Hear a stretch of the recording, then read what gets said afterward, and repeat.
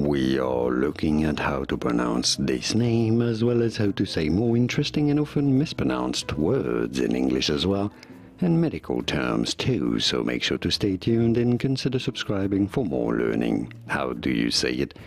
Well, there are different ways of pronouncing this.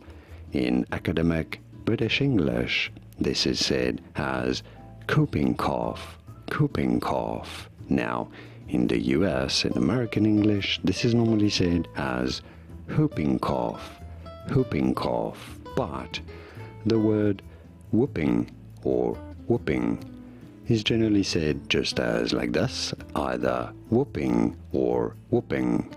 So, a lot of people pronounce this as whooping cough, but normally when talking about this type of disease or cough, it is to be said either whooping cough is probably the most correct and used whooping cough, but in academic British English you can also pronounce it as whooping cough, whooping cough, whooping cough, or whooping cough. And now you know it all.